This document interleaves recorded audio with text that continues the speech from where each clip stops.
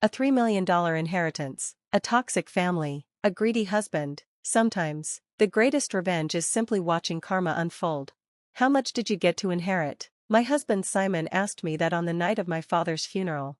I heard that your father had an inheritance of $3 million, so once again, I'm asking you, how much did you get to inherit? I instantly had a bad feeling in the back of my mind when he asked me this question while I was still recovering from my grief, so I lied. It's zero. I don't get to inherit anything. It seems like my sister and my mother only got the inheritance. Hearing this, Simon gave out a huge smile. Oh, I knew it. Your parents think that you are incompetent and didn't love you at all. For sure. I'm glad that my instincts were correct. What? I want a divorce. I can't deal with you being poor now. I've already decided who I'm going to marry again, so I want you to just get out of my life now. Then Simon had made me sign the divorce papers. My husband and his family laughed at me for being miserable. But unfortunately, they are all wrong. People will never understand how happy I was when Simon Ashley betrayed me. My name is Jane. My family is a family of 4, and I have a younger sister named Kim. But Kim and I never got along well with each other since we were very young. My mother, Anne, was always taking Kim's side and defending her at every opportunity, which made me feel really lonely, even though I got used to it in the end. My father, Dan, who was the only one who was on my side and could help me, was always busy with work and rarely spent time at home. Even though I was always at home, I was tormented by loneliness during my childhood. My life at home had never changed, even when I became an adult. I wasn't allowed to go to college because of the tuition fees, but after I got a job, I heard that Kim was going to enroll into a private college. Kim is very bright, and it would be a waste if we didn't let her go to college at all. Jane, you're not at all sharp or smart, so unlike my Kim, it would definitely be a big waste for you to go there. Since you're already an adult who has a job, you should put some money into this house, and in addition to that, you should also pay for Kim's tuition fee. You are her big sister, so it's only natural that you should work for her and support her. My mother says such nonsense things as if they were common sense to her. I had always put up with unfair things, but this made me furious, and tears began to run down my face. Seeing this, Kim looked at me unpleasantly and told me this: "It's your own fault that you're incompetent, isn't it? You're uglier than me, and you get worse grades than me, so you should at least try harder to be better. You know, if you can't even do that, then you're just seriously worthless." I got so fed up with this kind of toxic family environment, so I left my parents' house when I began to work. Since I was forced to do house chores on a daily basis, living alone was not at all hard for me, and in fact, it felt great to be able to be all on my own. In the beginning, my father sent me a little money to help out, but after about 6 months, he stopped sending me money. Instead, I received a letter from my mother. "It seems that your father has been sending money to you without any permission, but you have no right to receive it because you have never paid your sister's school fees or sent any money to us. I'll send you an invoice for all the amount you received from your father later on, so make sure to refund all the money. Stop being a thief." My mother, who continues to hate me, sent me an invoice that was calculated an exact amount as alimony for me to refund. I was very uncomfortable to talk and argue about it any further, so I did as I was told, sent the money, and secretly moved to another apartment. A few years later, I got married to Simon, whom I met at work. I decided to take this opportunity to cut ties with my parents for good, so I went back to my parents' house to inform them about my marriage. I returned to my parents' house to inform them of the news, only to find that my father, who had always been working very hard, had aged a lot and looked very old. I didn't expect his waist to be bent that much, and it looked like it was hard for him to even stand up. "Oh, so you're back. I wonder what this ungrateful girl who doesn't even send any money home to her parents is doing here." When I asked my mother about my father, she snickered at me. "Your father had a back injury in the past year or so, and he can't work anymore. It's bad enough that he has to always stay home and get in my way all the time, but it's worse because he's too lazy to move around on his own. Now he's just as useless as you, Jane." Simon was surprised to hear my mother say this, but his eyes lit up when he saw my sister Kim. "Whoa, are you Jane's sister? You are very beautiful." "Well, I can't really believe that you and Jane are sisters." Kim had become even more selfish since she entered college, and now she was wearing luxurious clothes and had such a flashy hair color that it looked quite embarrassing, knowing that she's an adult. She is old enough that she should have already graduated from college, but she still seems to be a student, which also shows her attitude towards studying. "This guy is your husband, Jane? Well, he's pretty cool and handsome. He doesn't match with you at all." Jane, And I actually feel sorry for you, Simon. My sister was intentionally talking sweetly to Simon and making body touches with him in a way that I could see. I didn't like that either. But it was much more painful to see Simon looking so happy and excited to be treated like that from Kim. Anyways, I don't intend to stay here long. I'm going to marry Simon. I'm going to cut off my ties with you all. Well, if you're going to cut me off, can you do it after I'm done taking care of your father? My mother said in a tiresome way as she was eating her snacks. I need to take care of him, but I don't want to do that at all. And I don't want Kim to go through that kind of hardship either. It's her college life, after all. And it would be a pity to make her spend all her time on such a trivial, annoying matter, right? So you should be responsible and be the one to take care of your father. Jane, you and your father are both incompetent, so you both would get along very well with each other. The way my mother said this made me very angry, but I couldn't ignore taking care of my father for my father's sake. From that day on, I had to go to my parents' house frequently to take care of my father. After I started taking care of my father, I realized that neither my mother nor my sister worked. Kim doesn't do any part-time job, and my mother has always stayed at home since my father collapsed. And yet, they both tend to eat out at restaurants and shop a lot. To my surprise, they took my father's bank book without his permission and spent their savings as if it was a normal thing to do. My father knew about it, but he kept quiet.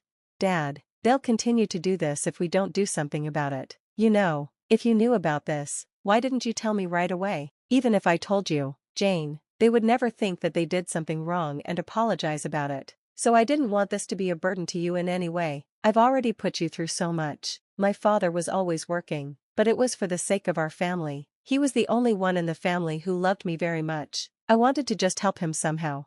Just as I was thinking of a way to do so, I received a call from the hospital where my father had been taken since he had collapsed. Before heading to the hospital, I hurried to my parents' house. My mother and sister were both watching TV, looking unworried and unconcerned.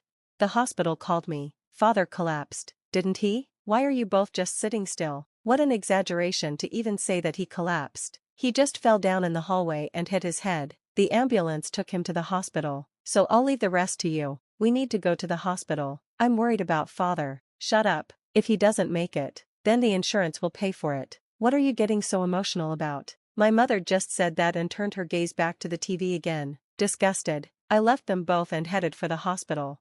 At the hospital, my father was lying in bed, hooked up to various tubes, and he was barely conscious. As he was losing consciousness, my father noticed me and let out a faint voice.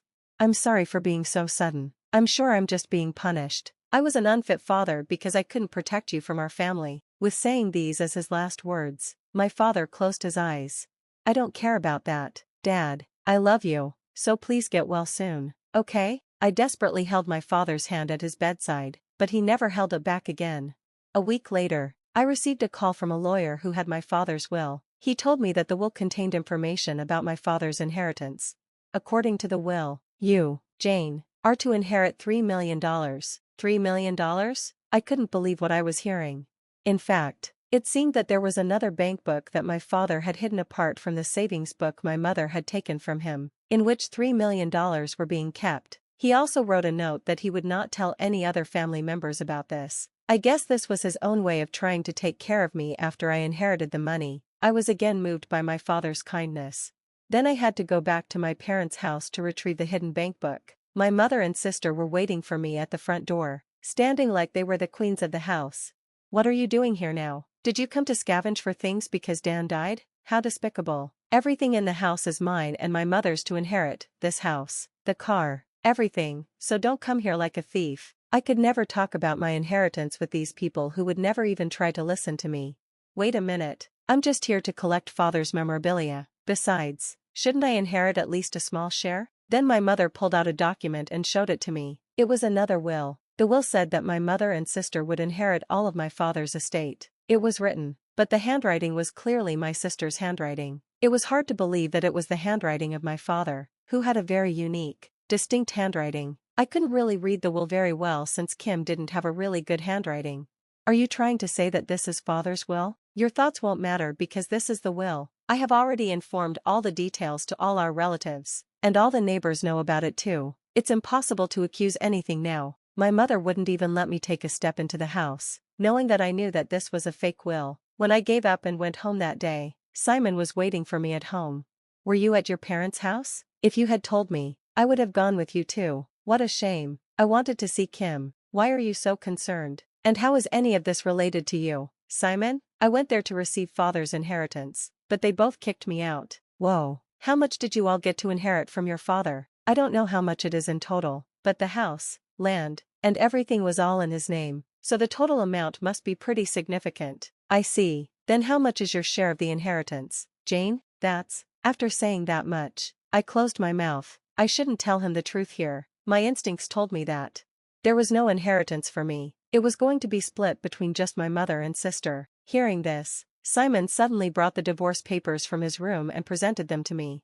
Oh, I knew it. I knew you wouldn't get to inherit anything. You really are hated by that family. Well, with the perfect sister like that, no wonder, huh? But being inherited with nothing? I mean, how much do they hate you? I want a divorce now because there's nothing in it for me if we stay together. Actually, I've been in touch with your sister Kim a lot lately, and to be honest, you're just in my way. Simon had already signed his part on the divorce papers, so of course, I signed the papers right away. I tried hard not to smile as I watched Simon's back as he happily took the divorce papers to the city office. This would probably be the last time I would see Simon smile like that. And that includes my mother and my sister too. This was the moment when karma bit back to those who have been tormenting my father and me for all these years.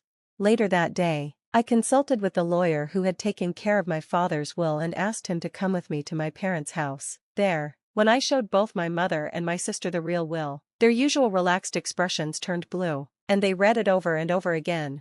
That's a lie. I have a will over here that properly states that only Kim and I would inherit. Then let's do a handwriting analysis. If you say that the fake one was made intentionally, then you'd be charged with fraud. Will that be all right with you? When the lawyer said that, my mother was at a loss for words to reply. I have also heard from Dan about a lot of other things. I heard that even after his health deteriorated, you abandoned him and stopped taking care of him, sold all his possessions without any permission, and did whatever you wanted to do. And Kim was addicted to playing around with men and gambling and paid off all the debts she made out from his personal bank book without any permission. Because of such malicious behavior, you both have been excluded from any inheritance rights. If you further unfairly violate Jane's inheritance right, we intend to file a lawsuit against you both as well. By the time the lawyer finished speaking, both my mother and sister were sitting there in despair. In the meantime, I decided to collect my father's hidden bank book and leave my parents' house. With this, I was finally completely free from my family. After that, Simon, who knew nothing about it, apparently confessed to my sister to go out with him. Then my mother and sister, who kept all the inheritance issues as a secret from him, immediately married him in order to make him pay for their living expenses and for him to become an ATM machine to them. Then, without being told the truth, he apparently bought several luxury cars and quit his job in order to rely on their inheritance.